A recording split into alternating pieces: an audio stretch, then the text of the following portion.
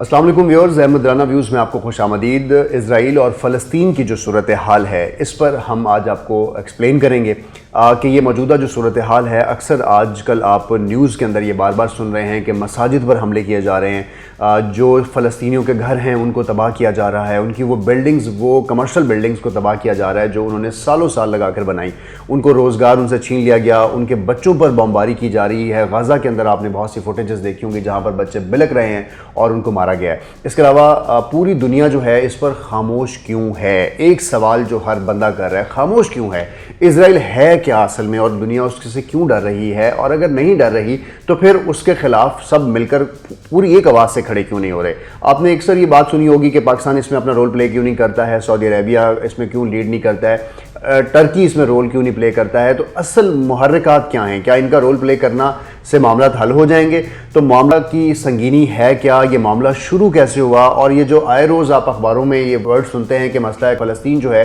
वो बहुत अरसे से चलता आ रहा है और हमेशा हम कश्मीर के साथ फ़लस्तीन का लफ्ज़ बोलते हैं, तो ये मामला सारा क्या है इस पर मैं आज आपको एक्सप्लेन करूँगा, ताकि उसके बाद जब हम आपको बाकी अपनी वीडियोज़ के सिलसिलों में चीज़ों को आगाह करें तो आपके पास ये video as a background, as a knowledge आपके पास होनी चाहिए। अगर आपने हमारा चैनल अभी तक सब्सक्राइब नहीं किया है तो आपने सब्सक्राइब का बटन दबाना है और बेल आइकन भी दबाना है ताकि वीडियोस के नोटिफिकेशंस भी आपको मिलते रहें। हमारी वीडियोस को लाइक भी करें, इसको शेयर भी करें ताकि लोग इससे आगाह हों, और कमेंट्स में अपने क्वेश्चंस और अपनी राय भी ज़रूर दें ताकि हम उन एंगल्स को भी देख सकें।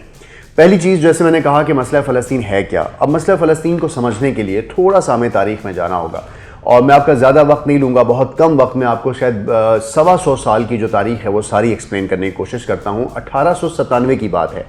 एक यहूदी है और उस यहूदी का नाम है थियोडोर हर्जल। इस शख्स ने ज़ोयनिज़्म का एक लफ्ज़ आप सुन रहे हैं। ज़ोयनिज़्म क्या है? ज़ोयनिज़्म ये है कि यहूदियों की ऐसी सरजमीन या यहूदियों का ऐसा ख़ित्ता जहाँ पे वो जाकर अपने आप को ना सिर्फ बढ़ा सकें, एक्सपेंड कर सकें, बल्कि अपने आबाओ अजदाद की वो ज़मीन जो यहूदी ये समझते हैं कि उनके आबाओ अजदाद की थी, या प्रोफेसीज़ और पैगंबर जो हैं उनके इस ज़मीन पर रहे और उनके सारे हॉली जो मकामात हैं वो यहाँ पर हैं, मुक़द्दस मकामात को वापस हासिल करना, ये सारा कुछ ज़ोयनिज़्म के प्लान के अंदर आता है। ज़ोयनिज़्म ये एक टर्म है जो यहूदी इस्तेमाल करते हैं। अब ज़ोयनिज़्म या ज़ोयनिस्ट का वर्ड जब हम इस्तेमाल करते हैं तो हम उन यहूदियों के लिए इस्तेमाल करते हैं जो दूसरे लोगों की ज़मीनों को गिराकर अपनी ज़मीनें बनाने को और दूसरे ममालिक के ऊपर अपनी आंख रखे हुए हैं कि जो ग्रेटर इज़राइल है, यानी इज़राइल को जो एक्सपेंड करना है वो इस पूरे इलाकों में करना है, और जिनके अंदर बहुत से और ममालिक भी शामिल हो सकते हैं। अब जो ज़ोयनिज़्म का लफ्ज़ है, जब 1897 में ये लफ्ज़ आया तो उस वक्त यहूदी जो हैं वो एक बैनर तले, एक स्लोगन तले, एक नारे के नीचे इकट्ठे होना शुरू हुए और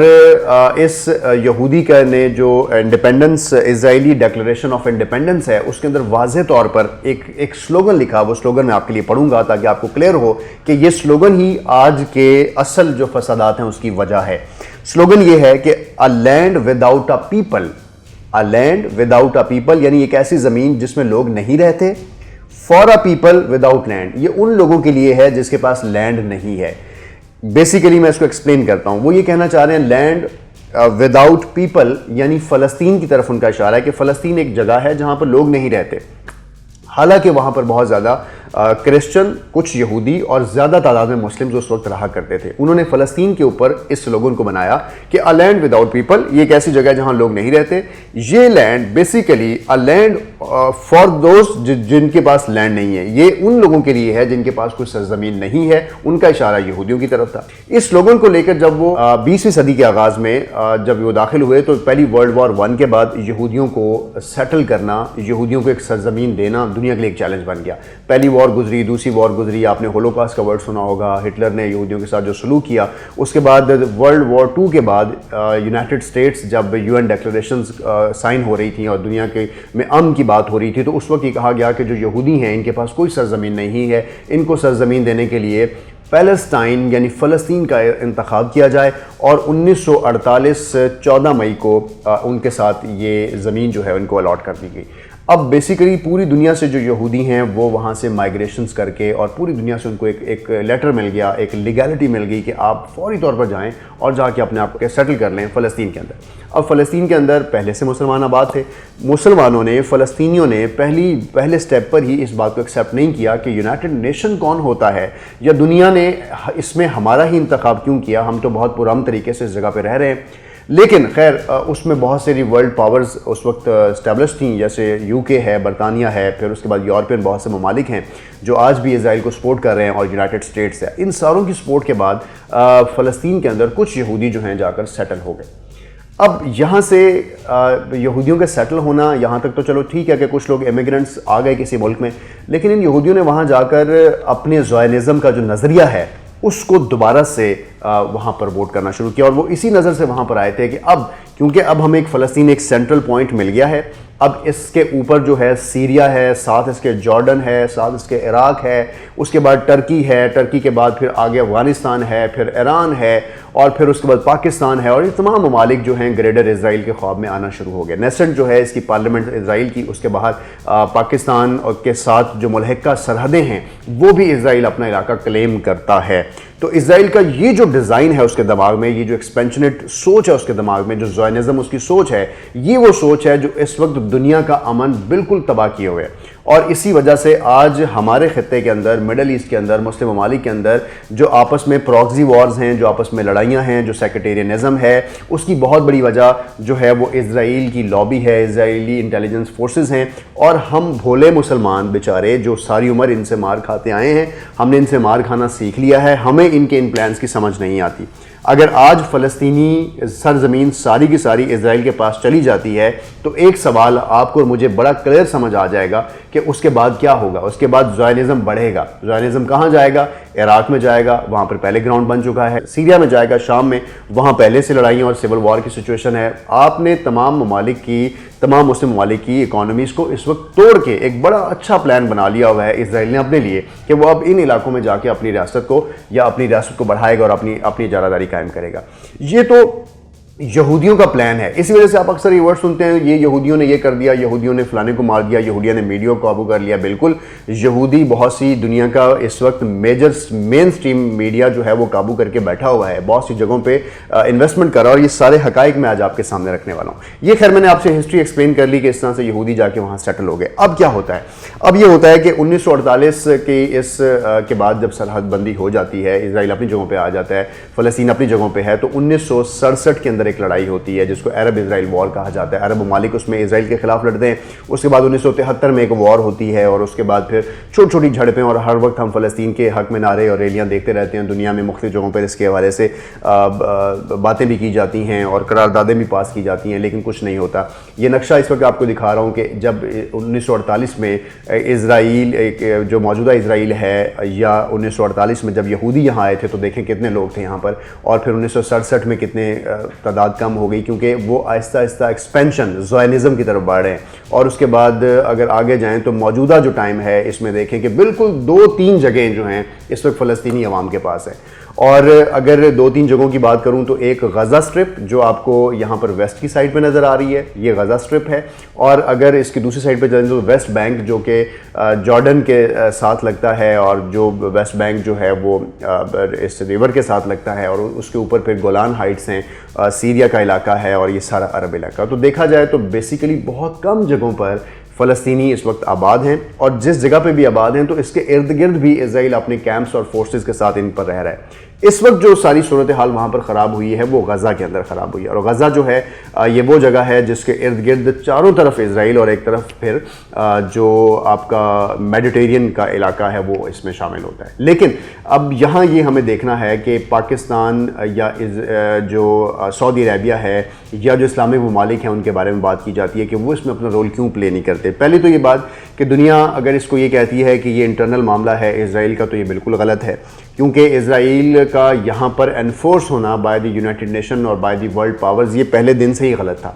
اور اگر چلیں ایسا ہوا بھی تو جہاں پر 1948 کے وقت سرحدیں تھیں انہیں سرحدوں پہ قائم رہا جاتا، پھر 1967 کی وار کے بعد جو سرحدیں بڑھیں ان پہ بھی دنیا نے اپنی ایکسیپٹنس دکھائی، 1973 میں بھی ایکسیپٹنس دکھائی، اور آج جب کہ فلسطین کے اندر وہ بڑی بڑی بلڈنگز، عمارتوں اور بچوں کو 200 سے زیادہ بچوں اور خواتین اور مردوں کو شہید کیا گیا ہے، تو ان کی جو شہادتیں ہیں یا ان کی جو قربانیاں ہیں اپنی فلسطین کی زمین کے لیے، اس کو دنیا کیسے جسٹیفائی کر رہی ہے؟ امریکہ افغانستان میں تو اپنے B-52 طیارے بھیجتا ہے، بمبارمنٹ کرتا ہے کہ وہاں دنیا کے ٹیررسٹ رہ رہے ہیں، عراق میں تو انوالومنٹ رکھتا ہے، سیریا میں تو انوالومنٹ رکھتا ہے کیونکہ وہاں تیل کے کنویں ہیں، اس کے اپنے انٹرسٹ ہیں، اور وہ شاید اسرائیل کے پلان کے اوپر یہ سارا کچھ کر رہا ہے اور دونوں مل کر ان علاقوں میں انارکی پھیلا رہے ہیں۔ تو یہاں یہ بات سمجھنی ہوگی کہ جن کو ہم اپنے پاورز بولتے ہیں، دنیا کی ورلڈ پاورز بولتے ہیں، ان کا بہت نیگیٹو رول ہے دنیا کے امن میں۔ اگر میں یہ بات کہوں کہ اس وقت دنیا کا امن صرف خراب ہی ان لوگوں کی وجہ سے ہے، کیونکہ ان کے پاس نیفیریس ڈیزائنز ہیں، ان کے پاس ایکسپینشنسٹ پالیسیز ہیں، ان کے پاس زائنزم ہے، ان کے پاس جو کمزور اکانومیز ہیں ان کو ہائی جیک کرنا ہے، ان کے پاس کمزور ڈیولپنگ ممالک کے اوپر جا کے انویسٹمنٹ کرنا ہے، ان کے را میٹیریل، ان کا آئل، ان کی جو سبزی، ان کی فروٹس، ان کی ایگریکلچر، ان کی کراپس، ساروں کو قابو کرنا ہے، ساروں کو ہائی جیک کرنا ہے، ان کے بینکنگ سسٹم کو ہائی جیک کرنا ہے، ان کے میڈیا کو ورغلانا ہے۔ تو یہ لوگوں کے لیے آسان ٹارگٹ جو مسلم ممالک ہیں، اور انفارچونیٹلی مسلمان ممالک اپنی مسلمانیت پر نہیں ہیں، اس وجہ سے وہ ان یہودی لابیز کا اور امریکہ کے اندر بیٹھے جو شیطانی ٹولے ہیں ان کا جو آسان حربہ بنتے ہیں۔ اب میں ذرا اس طرف آتا ہوں کہ آپ کو بتاؤں کہ بیسیکلی دنیا میں امریکہ جو ہے وہ اس پہ کتنی انویسٹمنٹ کر رہا ہے۔ تو یہ سٹیٹس میں آپ کے لیے شیئر کر رہا ہوں کہ امریکہ نے ابھی تک جو اپنی ایڈ دی ہے بہت ساری دنیا کے ممالک کو، جس کے اندر لیٹن امریکہ کتنے ممالک ہیں، اس کے اندر برازیل، ارجنٹائن اور باقی سارے چلی، پیرو، سارے ممالک جتنا وہاں پہ ڈیولپمنٹ ہوئی ہے، پورا کانٹیننٹ کی بات کر رہا ہوں، پورا کانٹیننٹ، لیٹن امریکہ، اس کے بعد کیریبین سٹیٹ امریکہ کے بالکل ساتھ ہیں، اس کے بعد افریقہ کی اگر بات کریں تو افریقہ کے ساتھ ساتھ ان 3 کانٹیننٹس کے اندر امریکہ نے 1949 سے لے کر 2000 تک، یعنی تقریباً 50 سال بنتے ہیں، 50-51 سال بنتے ہیں، 62.5 بلین ڈالر کی ایڈ دی ہے امریکہ نے مختلف ٹائم پہ، کہ کبھی کوئی فنڈ کروایا، کبھی کوئی ڈیولپمنٹ پروجیکٹ کروایا۔ اسی وقت میں یعنی 1949 سے لے کر سن 2000 تک امریکہ نے اسرائیل کو جو ایڈ دی ہے وہ بھی تقریباً 60 بلین ڈالر بنتی ہے۔ تو امیجن کریں کہ ایک مونگ پھلی کے دانے جتنا ملک پہ کتنی انویسٹمنٹ امریکہ کر رہا ہے، اور کتنے بڑے کانٹیننٹس ہیں جن کی جو ایڈ انویسٹمنٹ ہے وہ دونوں ایکول ہیں۔ اس سے یہ بات شو ہوتی ہے کہ امریکہ کا جو انٹرسٹ ہے یا ٹلٹ ہے وہ آلریڈی اسرائیل کے ساتھ ہے۔ صرف یہی نہیں، اگر ہم APEC کی بات کریں جو کہ امریکن اسرائیل پبلک افیئر کمیٹی، یہ کمیٹی فنڈ کرتی ہے الیکشنز کے اندر، اور یہ اسرائیلی لابی ہے پوری جو امریکن کانگریس کو وہاں پر الیکشن کی کیمپینز میں ان کو الیکشن جیتنے میں سپورٹ کرتی ہے۔ ایک یہ بات، اس کے بعد جو امریکہ میڈیا ہے اس کو بھی اسرائیل کے لوگ سپورٹ کرتے ہیں۔ تو اسرائیل کی جو اکانومی ہے یا جو ان کے جو بڑے بڑے بزنس کے اندر لوگ انوالو ہیں، وہ اس وقت دنیا کی پاورفل جو اکانومیز ہیں یا پاورفل ممالک ہیں ان کو وہ کیپچر کیے ہوئے ہیں۔ یہی وجہ ہے کہ اب اس کے بعد اپنے زائنزم جب ان کو وہ کیپچر کر لیتے ہیں تو جو کسی ملک کے ساتھ کھا رہا ہے، ان کے جو سینیٹرز بیٹھے ہوئے ہیں امریکہ کے اندر، کانگریس مین بیٹھے ہوئے ہیں، امریکہ کے جو اس وقت لیجسلیچرز ہیں، وہ سارے کے سارے اس وقت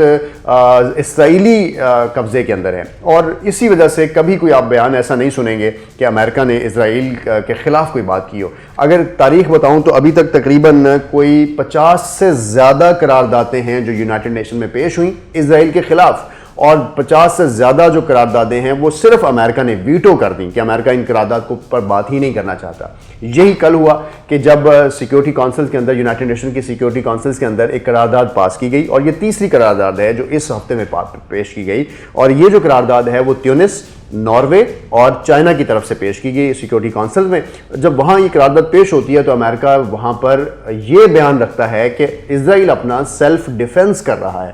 سر پکڑ کے بیٹھ جائے یہ دنیا، کہ پوری دنیا کو آنکھوں سے نظر آ رہا ہے کہ وہاں پر کیا ہو رہا ہے، کہ اسرائیل نے وہاں پر نہتے فلسطینیوں کے اوپر بیت المقدس کے اندر جب وہ نماز ادا کر رہے تھے رمضان مبارک کے اندر، اس وقت ان کے اوپر حملہ کیا، اور اس کے بعد اس حملے کے اوپر جب ریٹیلیشنز یا جب سیلف ڈیفنس فلسطینیوں نے کیا تو اس سیلف ڈیفنس کا جواب یہ دیا گیا کہ اگر یہاں سے جو بمبارمنٹ ہوتی ہے یہاں 200 بندہ مرتا ہے، اور اسرائیلی جو مرنے والوں کی تعداد ہے وہ بہت کم بتائی جاتی ہے۔ اور آئرن ڈوم، میں اگلی ویڈیو میں آپ کو آئرن ڈوم کے حوالے سے ایکسپلین کروں گا کہ آئرن ڈوم سسٹم ہے کیا، جو اسرائیل کے پاس ایئر ڈیفنس سسٹم ہے، اتنا مہنگا سسٹم، اتنے چھوٹے سے ملک نے اتنی ہیوی اکانومی سے لگایا ہوا ہے اور ایسے لوگوں کے اوپر نافذ کیا ہوا ہے جن کے پاس پسٹلز نہیں ہیں, بلٹس نہیں ہیں, جو لوگ لڑ نہیں سکتے, جن لوگوں کے ارد گرد آلریڈی اسرائیل نے اپنا قبضہ کیا ہوا ہے. تو یہاں پر یہ سوچنا ہوگا کہ دنیا میں یونائٹڈ نیشن کی اگر بات کی جائے تو بالکل ٹوتھ لیس, بالکل ایک ایسی آرگنائزیشن ہے جس کا قیام صرف اور صرف مالدار اور صہیونی اور یہودی اور کسی ایسے ملک کے لیے ہے جو ایک طاقتور ملک ہے, جو پیسے کے زور پر کسی بھی غریب ملک کو اور اسپیشلی مسلمان ممالک کو جو ہے وہ زیر اعتاب اس پہ آتا ہے اور اس کو خراب کر رہا ہے. صرف یہ نہیں, اگر میں اس کے ساتھ ایک اور چیز امریکہ کی آپ کے ساتھ شیئر کروں کہ امریکہ